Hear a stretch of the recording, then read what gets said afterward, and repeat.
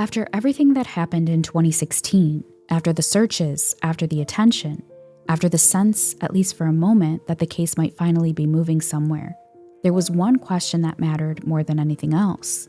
What happened next? Not in theory, not in speculation, but in reality. Did the case move forward? Did anything change? Did any of it lead to answers?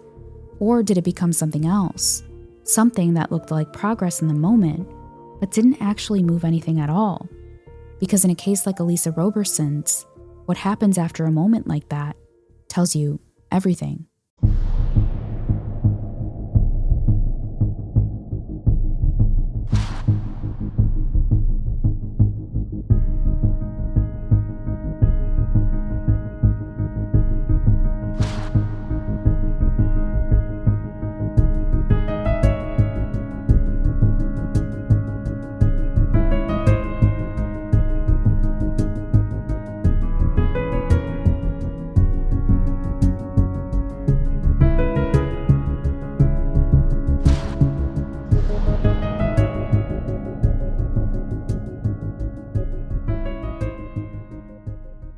When something big happens in a case, especially after years of very little movement, people expect a shift. They expect momentum. They expect that whatever just happened is going to push the case forward in a meaningful way. And that expectation isn't unrealistic. Because in most cases, when there's enough attention, when there are enough resources, when there are enough moving parts, something comes from it.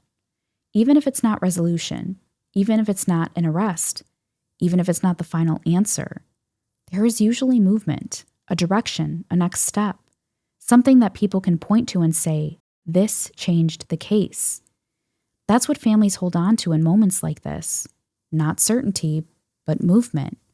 The belief that all of the pressure, all of the stress, all of the emotion, all of the renewed attention is actually going somewhere. And when it doesn't, that can be almost as difficult to process as the stillness that came before. Because now there is something to compare it to. Now there is a moment that felt important. A moment that felt like it should have mattered. A moment that seemed like it might finally be different. But in Elisa's case, that expectation and reality did not line up. Ruby talks about what that felt like from inside of the family. Not during the height of the attention, not while people were looking and talking and speculating, but after. When things settled. When the dust started to come down, when everyone who had seemed energized by the possibility of progress slowly returned to their lives, and the family was left sitting with the same questions all over again. I was so angry at what had happened and just how it was just they were just so indifferent to it. They didn't care. I would call every year to get an update on Elisa's case and call the newspaper to do a story for her and call the news stations, about Elisa's anniversary. And not once have any of them taken the initiative to put something out in the paper in the last few years. Like, if there's any information about Elisa's case, or they don't even talk to the reporters most of the time. They call and they won't even talk to them. So everything that's been done, and I don't mean to be boastful or arrogant, but it's been us. It's been our family. It's been all of us, we're the ones that have been pushing for this. And I guess I'll say it again and again. It has to be the family that advocates. No one's going to fight the hardest for your loved one. What she's describing there is the emotional drop, that moment where the intensity is over, but the answers still aren't there. And that's such a specific kind of pain. Because while something is happening, there's at least a feeling of action. There's motion, there's noise. There's the possibility that by tomorrow, or next week, or even next month, maybe something will finally be different. But when all of that falls away, and the family's still standing in the same place, that's when reality settles back in. After 2016, there wasn't a clear next phase that the public could point to. There wasn't a visible surge in the investigation that led to a clear breakthrough. There wasn't a moment where the family could say, this is where everything changed for the better. Instead, the case seemed to slip back into a quieter, murkier space. And that kind of quiet feels very different when it comes after something that looked important, because now the silence feels heavy. Now it invites questions. Now it creates tension. People start asking, if something happened there, why didn't the case move forward? If that search mattered that much, where did it lead? And if something significant was found, why are we still here? And those are not small questions. Those are the kinds of questions that start reshaping how people understand the entire investigation. Mike Thompson puts that question in very direct terms. If they thought there was anything there, why didn't they find it? What did they find, if anything? But I've said it before and I'll say it again. I think there's somebody in Aransas past that knows. And all they got to do is pick up the phone and call. That question sits at the center of this whole chapter because it forces everything else into focus. If something important happened in 2016, why didn't it lead somewhere concrete?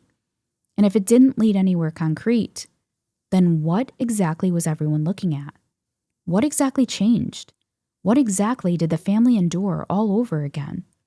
Mike's perspective matters because he's not speaking from pure emotion, he's speaking from experience, from the point of view of someone who understands what investigative movement is supposed to look like. And what he's saying, very simply, is that what followed didn't make sense. One of the hardest things about long-running cases is that there is often a wide gap between what people see and what is actually happening behind the scenes. That's not unusual in and of itself. Investigations are not always public. Information is not always released in real time, and families don't always get to know every detail while something is developing. But over time, if that gap gets too wide, it becomes a problem. Because when the family begins living in one version of the case, while the institutions handling it may be operating inside another, and when those two versions never fully meet, confusion starts to harden into something more damaging. Frustration, distrust, resentment. That's what happened here. People saw activity, they saw attention, they saw the kind of movement that usually signals a meaningful next step. But after that moment passed, there was not enough clarity about what that moment actually meant. And in the absence of clarity, everything gets heavier. The family's grief gets heavier. The community's speculation gets heavier. The old theories get heavier. And the investigation itself becomes harder to read. At some point, the silence after a major moment stops feeling temporary and starts becoming part of the case itself. That's where Elisa's case moved after 2016. The absence of clear movement didn't just sit in the background. It became another unresolved layer. Another thing the family had to make sense of. Another reason they continued pressing, asking, revisiting, refusing to let the story settle where it had been left. And from the outside, people sometimes misunderstand that. They think the family is dwelling. They think they are reopening old wounds. They think they're caught in old chapters. But that isn't really what's happening. What's happening is that unanswered chapters don't stay in the past. They stay active. They stay alive. Because they were never truly resolved. Now, while everyone else was moving on from a moment like 2016, the family never did. They're the ones who have to continue living with it, continue waiting after it, continue holding on to hope and frustration at the same time. That's what people outside the case often don't fully understand. The waiting after something significant has happened is its own kind of grief. Because now you're not just waiting in the abstract. You're waiting in comparison. You're waiting with memory. You're waiting with the knowledge that you have already lived through one of those moments where everything felt close and still came away with nothing you could hold on to. Now, the aftermath of what 2016 did to the Roberson family is devastating. The attention, the speculation, the way they were perceived, the way their story was interpreted, the emotional whiplash of having something feel like movement and then watching it settle back into uncertainty. That changes how a family carries a case. It changes how they respond to new developments. It changes how much and who they trust. It changes how hopeful they allow themselves to be. This case didn't just remain unsolved. It kept reshaping the emotional lives of the people still fighting for it. And yet, Ruby still kept going. Because even after all the disappointment, all the confusion, all the reasons she could have stepped back, she didn't.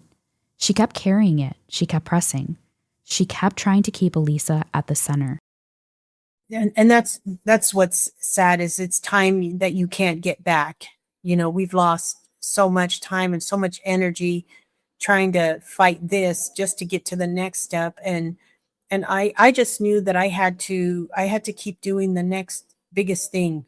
Everything I had to do had to be louder and bigger than the last thing. Now, Linda Thompson's reflections on the case overall here are really important because she talks about what still stands out to her and how she sees the case now with the benefit of time.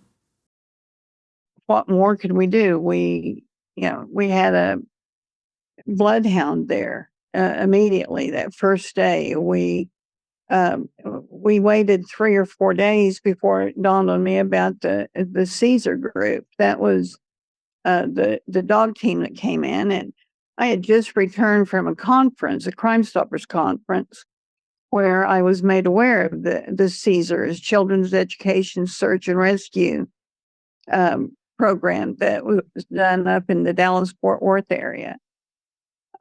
They came in and they brought over a dozen dogs and over 40 personnel to work with the dogs and work in a command center. And we worked 16-hour days with that Caesar unit as long as they could stay there. And we covered literally every inch of Aransas Pass in that 3-day period of time, running those dogs at 16 hours a day.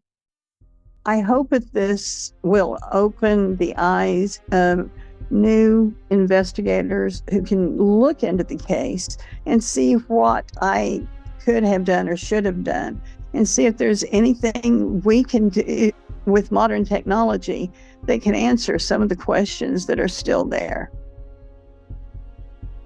When you really step back and look at this entire case, not one moment at a time, but as a whole, you don't just see one mistake. You don't just see one bad theory.